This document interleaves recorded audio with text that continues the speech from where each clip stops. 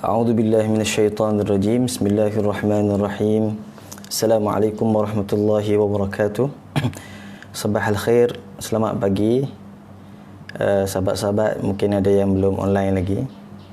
Apapun, kita teruskan pada pagi ini dengan siri yang ke-8, tadabbur surah Al-Adiyat, insya-Allah. A'udzu billahi minasyaitonir rajim.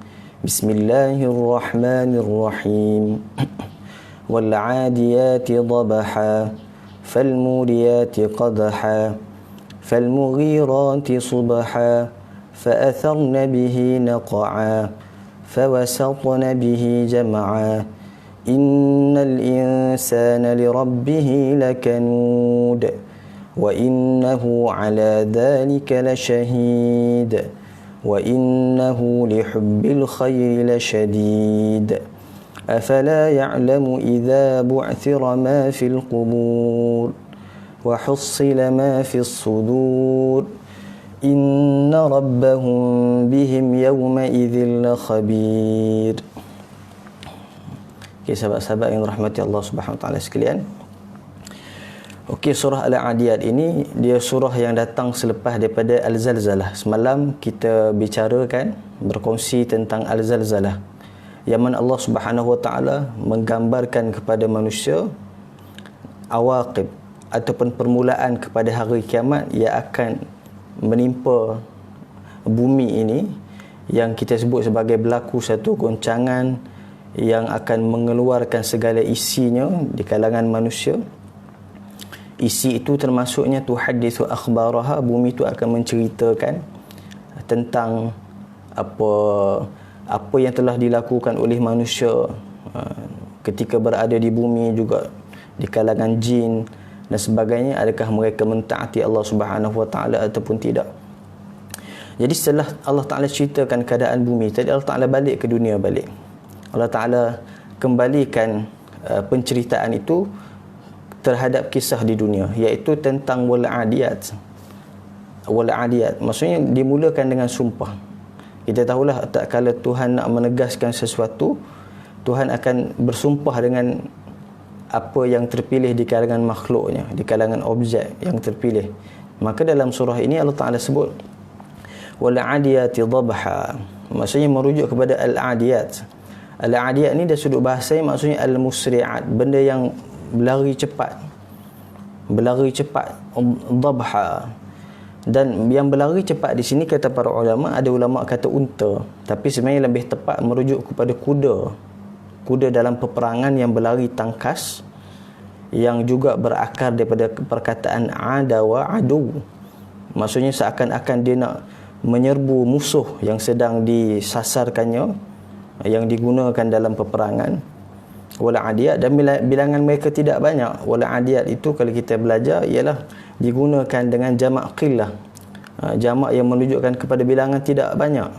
Kuda yang sedang digambarkan oleh Allah Ta'ala ini, yang sedang berlari pantas, adalah bilangannya tidak banyak, lebih kurang 10 begitu, yang mana sedang berlari pantas seakan-akan nak mensasarkan satu musuh, sehingga mengeluarkan dhabha. Dhabha artinya dia punya suara pernafasan dia tadi.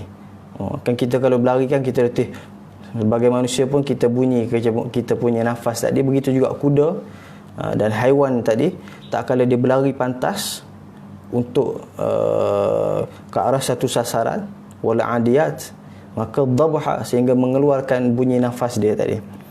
Sebagai ulama kata ini nak untuk ta'zim jihad fi sabilillah, nak menceritakan tentang keagungan jihad di jalan Allah Subhanahu Wa Taala.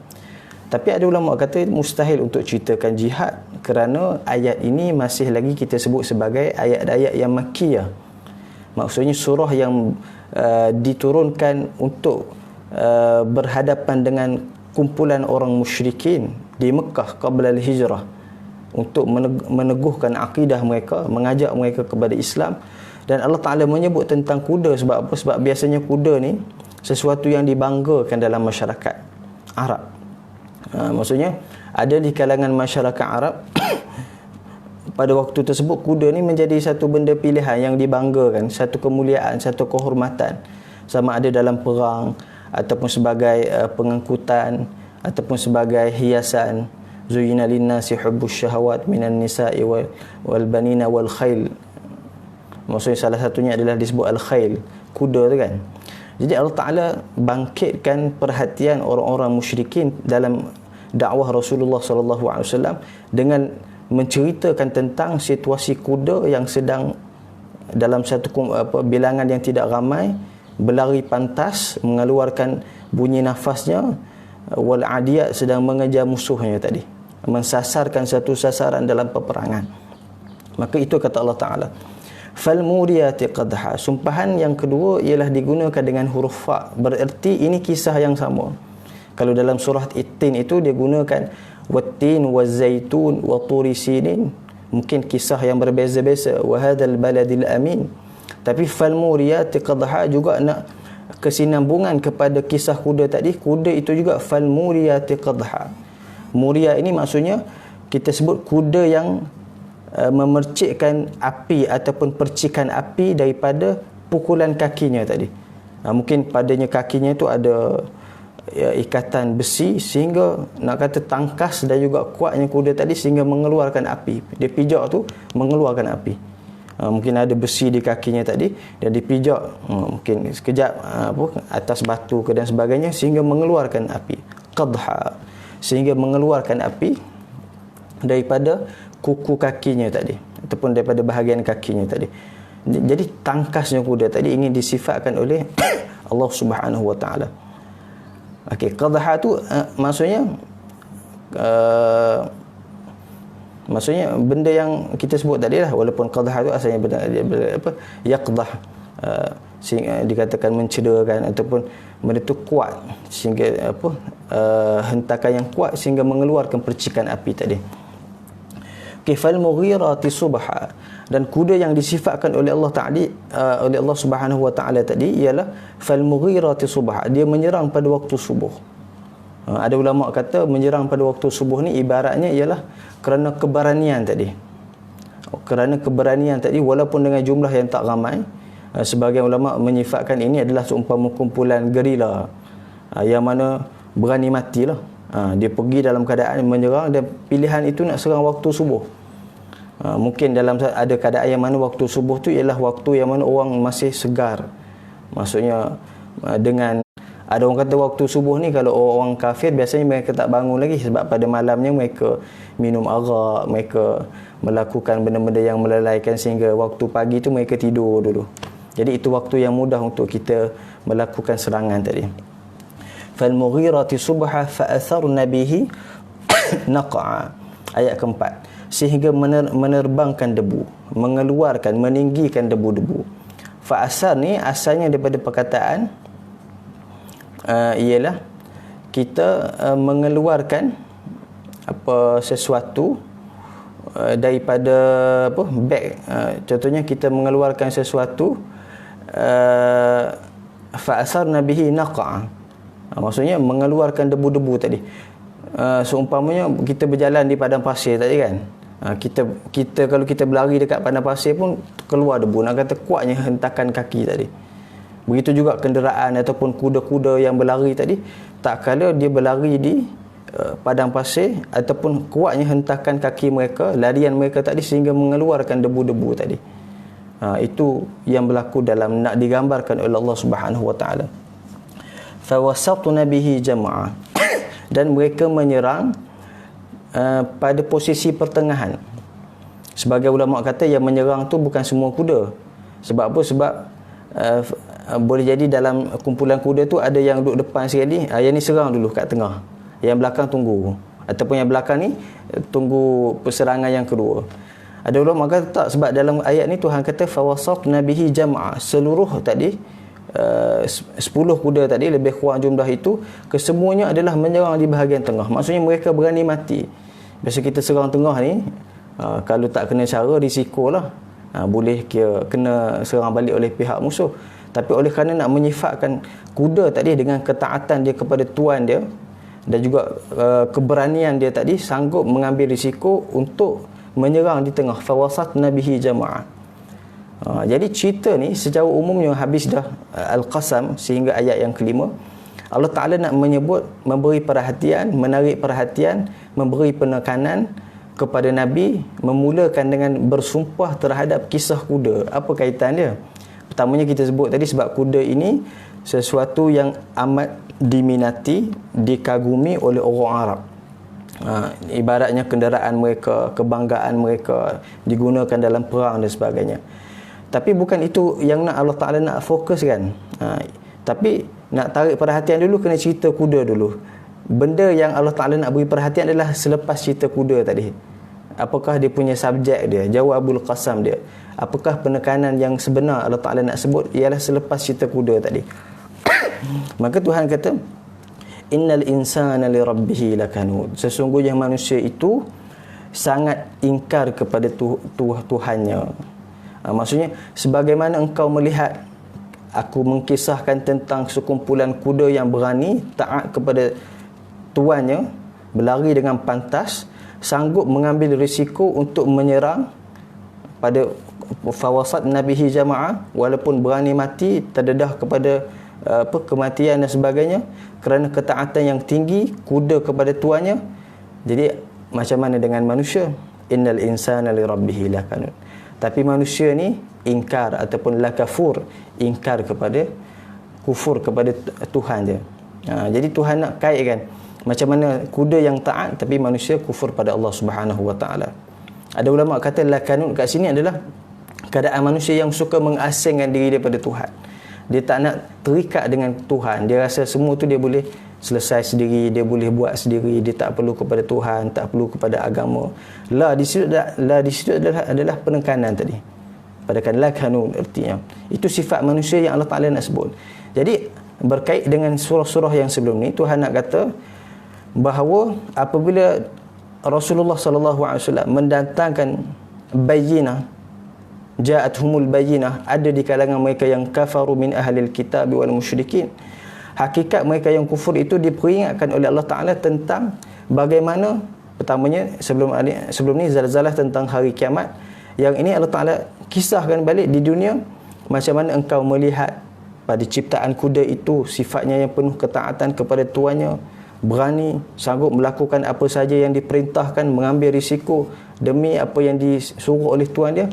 Maka manusia pun begitu sepatutnya. Kita diciptakan oleh Allah, kita sepatutnya tunduk kepada Allah Subhanahu Wa Taala. Tapi Tuhan kata innal insana li rabbih lakanud wa innahu ala dhalika la syahid. Sesungguhnya dia sendiri manusia tu menyaksikan apa yang dia ingkar tadi. Maksudnya apa yang manusia ingkar tu bukan benda yang dia tak tahu, dia tahu.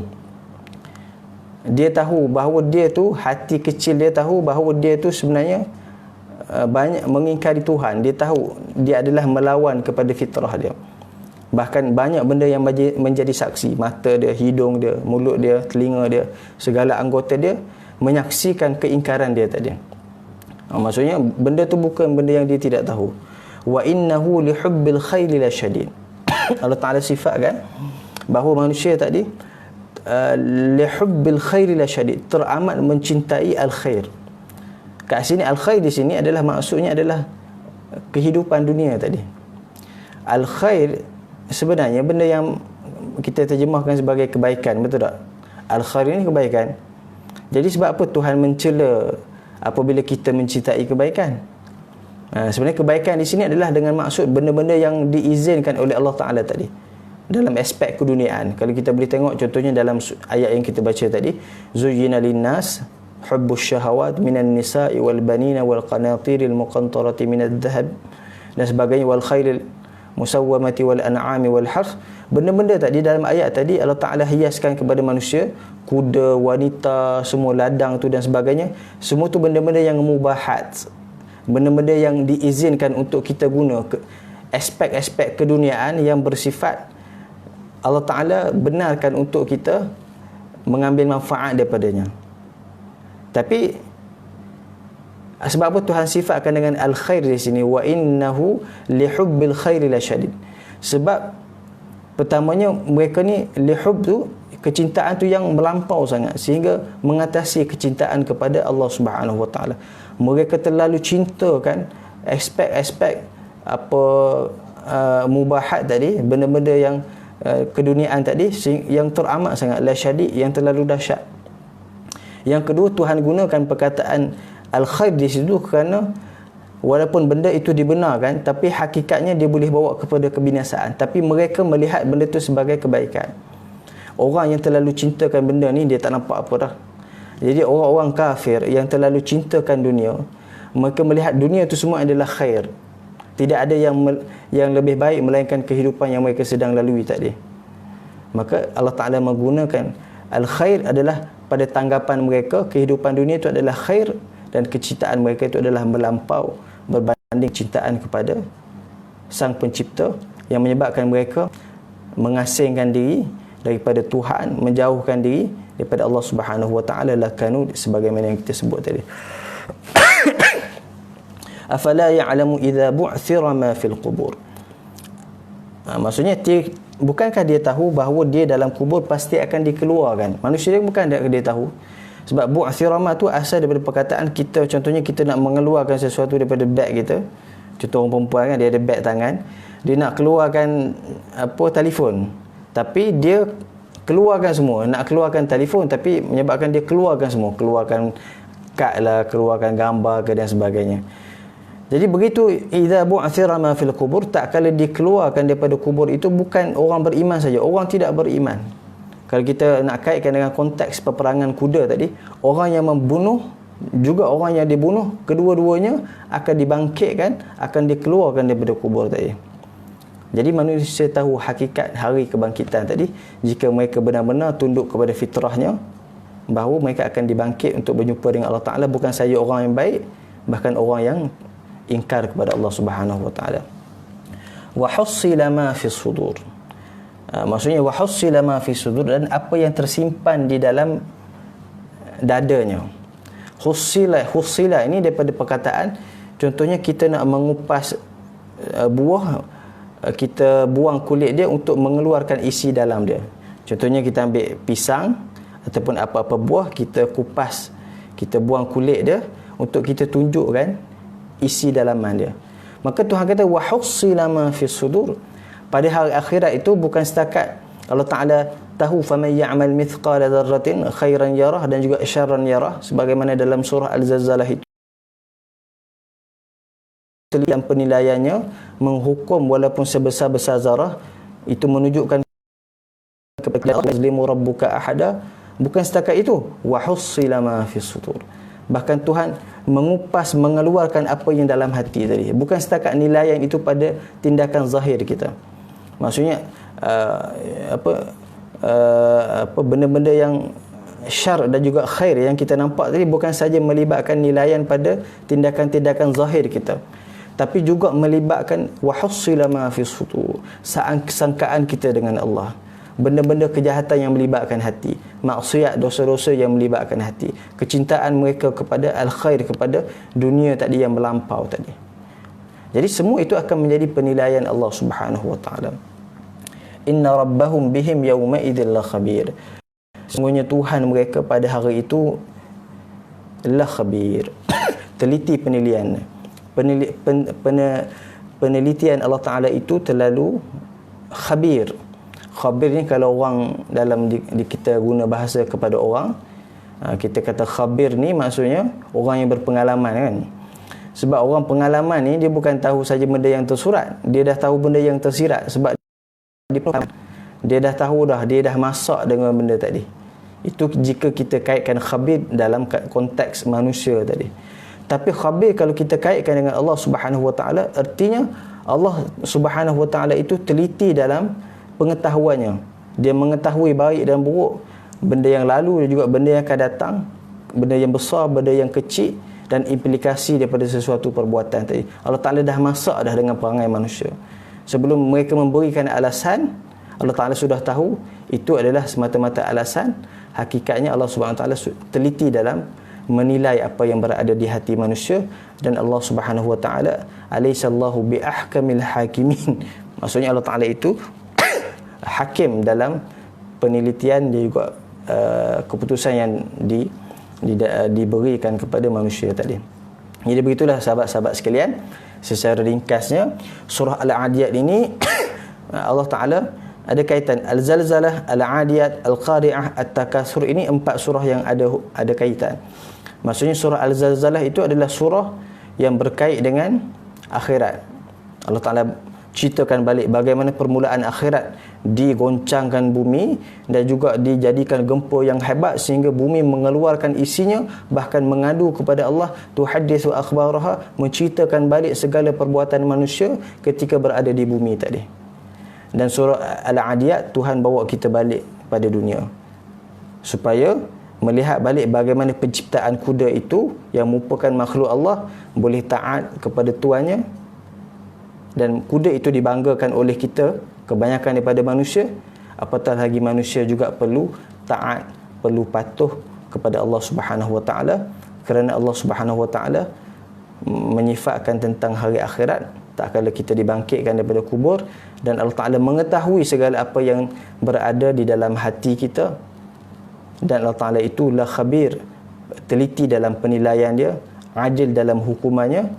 Dan itulah sedikit pengajaran yang kita boleh ambil daripada surah Al-Adiyat pada pagi ini. Terima kasih kepada sahabat-sahabat yang ada ni, yang sudi menonton. InsyaAllah pada esok ada kesempatan kita akan sambung surah Al-Qari'ah, kembali kepada akhirat, kemudian kembali balik kepada dunia. At-Takatsur, semua ini adalah untuk memberi kaedah-kaedah peringatan kepada orang-orang musyrikin, dan kebanyakan surah ini adalah surah yang Makkiyah. Dan surah Makkiyah ni banyak surah yang berkait dengan akidah, hari kiamat. Maksudnya dalam memberi peringatan awal kepada mereka juga perlu diingat-ingatkan mereka kepada hari pembalasan.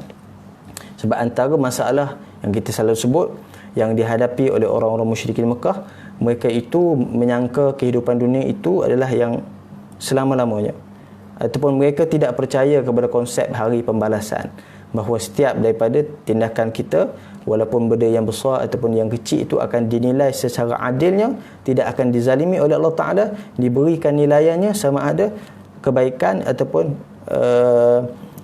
keburukan, yang menentukan kita sama ada kita khairul bariyah ataupun syarul bariyah. Itu semua adalah kerana Allah Ta'ala nak memberitahu adakah kita benar-benar melaksanakan tugas kita sebagai ahsanul taqwim, yang sepatutnya tunduk kepada fitrah, mengikuti ajaran para anbiya dan mengikuti apa yang dibawa oleh Rasulullah sallallahu alaihi wasallam. Itulah sedikit kesimpulan kita, moga-moga ada manfaat. Aqulu ma tasma'un wa astaghfirullahal azim li wa lakum. Wassalamualaikum warahmatullahi wabarakatuh. Selamat mengejar Lailatul Qadar. Semoga diberikan keampunan oleh Allah Subhanahu wa taala.